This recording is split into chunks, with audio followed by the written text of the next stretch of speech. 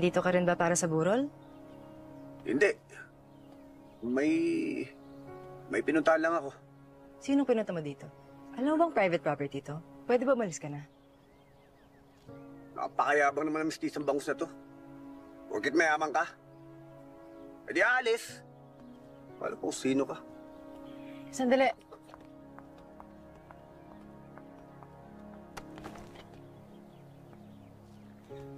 Pasensya ka na. Di ba ikaw yung nagligtas sa akin sa Quiapo? Salamat sa pagligtas sa akin, ha? May pinagdadaanan lang kasi kami. Namatayan kami. Hindi ko intensyon na pagbuntungan ka ng galit. Pasensya na rin. Nakikiramay ako sa'yo.